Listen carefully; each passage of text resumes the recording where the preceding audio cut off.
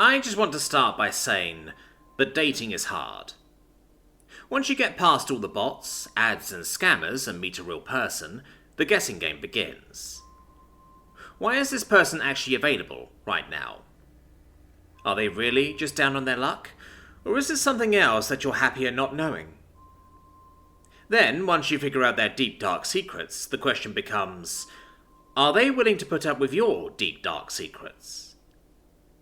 This process can take weeks to sort out, usually resulting in a dead end somewhere, forcing you to start over. The whole thing is frustrating, demeaning, and humiliating enough that you're physically and emotionally exhausted, making you just want to give up and be a loner. Now, I know what you're wondering. What's this got to do with anything? Well, it's kinda simple. A little bit ago, I wrote about how my girlfriend, Wendy, never eats, and that I heard some unsettling things at her house the last time I visited. Well, I decided to keep seeing Wendy. Sure, she might have some unusual habits, but she makes me feel good about myself, and I'm happy with her. So what if she never eats or chases off bears while nude in the middle of the night? Compared to returning to the dating scene, that's really not so bad. We even have nicknames for each other now. Country Girl and City Boy. I'll let you guess which is which. Anyway, that's a rather long and roundabout way of saying that, yeah, I went on that camping trip with her and things didn't go quite how I expected. First off, I want to say that she was right. The forest really is beautiful. The sun's heat, combined with the coolness of the shade, while listening to the insects drone lazily in the background, seems to slow time to a crawl, making each breath a relaxing experience in and of itself. It's entirely unlike anything you experience during your morning commute. Combine all that with the right company, and soon you'll wonder why you'd ever return. And let me tell you, Wendy is 100% the right company. Wendy was quick with tips to make the hike easier, from how to properly distribute your pack load to how to lace your shoes for maximum comfort. During the trek to where we were going to set up camp, she alternated between offering interesting bits of information about the local flora and fauna and walking in silence, allowing me to get lost in the experience. The whole affair made me want to give up the city life and move to the country. There was just one thing during the walk that wasn't as pleasant as everything else. At one point we must have walked too close to a skunk or a rotting carcass or something, because the whole area around us started to reek. At first it wasn't so bad, but eventually it got so strong it made me want to gag. I jokingly mentioned it to Wendy, but she just looked ahead like she was determined and told me, "Pick up the pace. We'll be past it soon enough." Sure enough, we eventually got past the smell, and things quickly became pleasant again. The rest of the hike passed without incident, and Wendy even helped me set up the tent. Her evident experience in the matter showed through because it took no time. Soon enough, everything was ready, and we even had a nice, cheerful fire roaring. This time, when she pulled out the supplies for dinner, I didn't even bat an eye when it was clearly only enough for one. Whatever was going on with her, this was just the way it was going to be. It was up to me to accept that or move on, and I had made my call. But I have to say, for someone who never seems to eat, she sure knows how to sear a steak to perfection. After a pleasant evening, and an even more pleasant night, we passed out in the tent together while listening to the crickets and the more distant owls. But of course, if that's all that happened, I wouldn't be writing about it here. Sometime during the night, I awoke to find I was alone in the tent. This wasn't too unexpected because Wendy was both an outdoor enthusiast and a bit of a night owl. I debated calling out to her, but something in the air felt like I shouldn't disturb it with such an out-of-place sound. However, Mother Nature did have her demands, and it was time to answer her call. As I unzipped the tent and stepped out, I couldn't help but look up into the night sky. The stars were breathtaking. You never see this many this vibrant in the city. However, their beauty couldn't distract me for long in the face of more urgent demands. Do you know that feeling when you've been holding it in a little too long and finally experience relief? If it weren't for my experiences earlier that night, I might be tempted to claim it is better than sex, but we'll just say it was still pretty euphoric. Maybe it distracted me from the fact that all the usual night sounds had suddenly gone quiet, but it couldn't distract me from the sudden smell of rotting flesh. It was even stronger than it had been on the trail, and was accompanied by the kind of fear that you usually feel when you're very young, and just starting to wonder if there might be reasons sounds go bump in the night. I gagged as I struggled to cut off the stream, zip up my pants, and retreat into the tent again. Once in the tent, I reached for the flashlight, then hesitated. I desperately wanted to see better, but something in the back of my mind told me it was better to remain hidden. Of course, I don't know how well hidden a blue tent in the middle of the forest can be, but turning on a flashlight would be like activating a beacon for everything within a few miles to see. I sat in the dark for I don't know how long, feeling my heart pound from my chest loud enough that I was sure whatever was out there could hear it clearly. Thankfully, the smell eventually faded, but I was still so high on adrenaline that I knew I wouldn't sleep another wink for the rest of the night. Or so I thought. The following day, I awoke with Wendy cuddled in my arm, with one of her legs and arms draped over me, and once again she was totally nude. Now, I was pretty sure she put on some pajamas before going to bed, but as she stirred, and I got a good look at what was on display, I suddenly didn't care all that much. Eventually she smiled, lazily up at me, and spoke. "You sleep all right, city boy? You seem to have some pretty rough dreams in the middle of the night."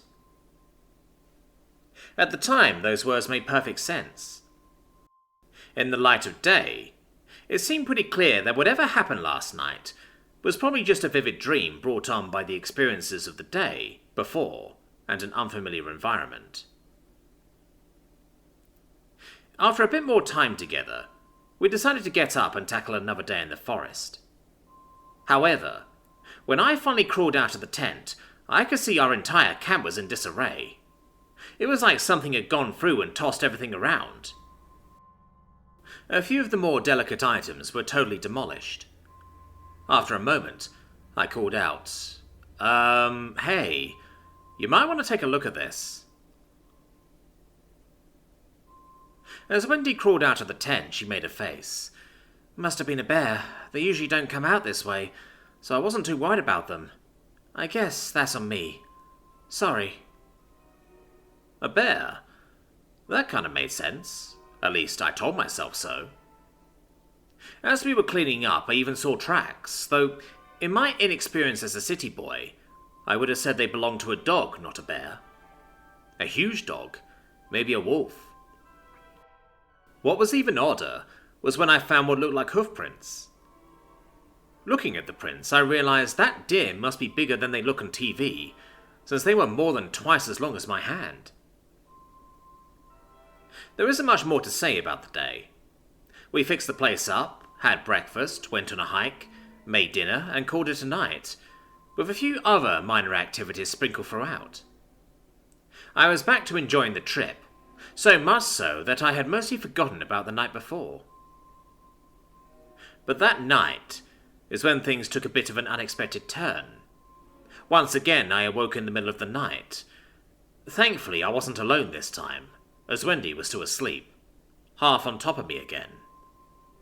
However, that stench was back, and stronger than ever. It was amazing how bright it seemed in the tent. It must have been a full moon, or at least nearly full, because I could clearly see the shadow of a large deer pass between us and the night sky. But there was something wrong with this deer. It was clearly too tall, as if it was standing on hind legs, and when it opened its mouth, I could even make out a mouthful of very sharp teeth. I couldn't help it. I felt myself breathing more heavily by the second, as my heart rate skyrocketed. My mind went blank when I suddenly felt Wendy stir. Remembering the presence of my considerably smaller girlfriend, I suddenly felt protective, as if I couldn't let anything happen to her. I was just about to tell her to be quiet, when I noticed her looking up at me with her finger on her lips, as if telling me to do the same. Then she whispered to me, "Stay in the tent," and started to get up. I don't know what I was thinking, or if I was thinking. All I knew was I couldn't let Wendy go out to face whatever that was, so I reached out and grabbed her wrist before she could exit the tent. However, when she looked back at me, I released her immediately, almost as scared of her as whatever was outside the tent. Her eyes reflected light back at me like a cat's, and I could see the nails on her hand growing as I watched. In half a moment, she turned back around, opened the tent, and climbed outside. I will never forget the sound I heard at that moment. After I got home, I looked up the calls of a bunch of wild animals, and in hindsight, I'd say it was like a compilation of an elk call, a rabbit scream, and a mountain lion scream, but impossibly loud. Wendy shouted in answer, her tiny human voice sounding so frail in comparison. At least, it did until it started to change, morphing and twisting into the howl of an impossibly large wolf. I couldn't help it. I peeked out the tent flap, and standing in front of the tent was what I could only describe as a werewolf. The little 5 foot and change Wendy was now standing at least 7 feet tall, covered in fur with claws and fangs that looked like they could tear through steel, and she looked ready for murder. Then, some movement on the opposite end of our camp drew my attention, and I witnessed a living nightmare that suddenly made a werewolf seem like less of a problem. It looked kind of like a deer, if a deer had more articulated limbs far too long for its body. The feet ended in hooves, but the hands ended in long bony claws. The whole thing looked desiccated, its skin drawn so tight over its ribs and arms, you could make out the skeleton beneath. The fur was spotty and looked partially rotted, with open holes leaking bodily fluids that should never see light. Its teeth were long and serrated, clearly meant for tearing rather than chewing. I sometimes hear hunters talking about deer being 8 or 10 points, but if I had to estimate, this thing had a 30-point antler, with many of the tines covered in what I suspected to be dried viscera from previous victims. The two monsters charged each other.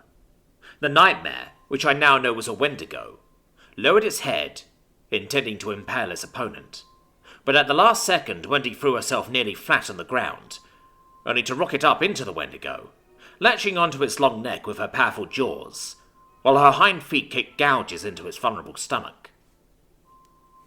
However, the Wendigo didn't seem willing to give up that easily, and tossed Wendy aside.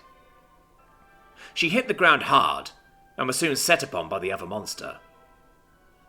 She raised an arm to defend herself, only for the Wendigo to latch on with its own teeth, easily tearing through her skin and muscles.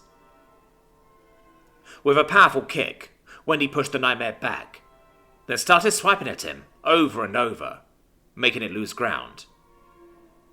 However, lowering its head, the Wendigo charged forward again, and this time, Wendy wasn't fast enough, as the Wendigo caught her on his antlers and flipped her over his back, with new blood darkening the tips of the tines.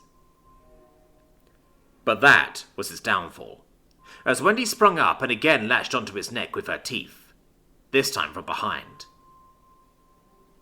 The nightmare struggled in vain, occasionally raking Wendy with his claws, but she refused to let go, and began ripping and tearing her way through its neck, until she grabbed hold of its antlers, and with one final jerk, the head came free. I don't have the heart to describe what came next, but let's just say the sound of flesh being torn and eaten is much more distinct through the thin membrane of a tent than a closed cabin window. Time passed. At least an hour, maybe 2 or 3. It's hard to say for sure. I don't know what I expected to happen next. Maybe I was going to be next, or perhaps I'd wake up from this nightmare. But eventually, the adrenaline passed. My eyes grew heavy, and I fell asleep again. When I awoke in the morning, I was alone this time. There was no sign Wendy had come back. I'd half hoped she'd still be here, telling me I'd had another nightmare. But I don't think I would have believed it again. It was kind of sad and lonely, picking up our things by myself. I debated bringing Wendy's stuff with me, but I'm not that good of a hiker, and wasn't confident I could pull it off. So I just left her things in her pack inside the tent. When I exited the tent, I was more than a little surprised to see Wendy, sitting calmly by the fire pit with no wounds in sight. She smiled sadly. "So, I guess I owe you an explanation." I remember hesitating, my mind blank, before I settled on the thought I had earlier. "What? You're not going to try and convince me it was a nightmare again?" She looked around at all the destruction of the campsite. Earth was kicked up. Trees had claw marks gouged out, and there were signs of blood spatter everywhere.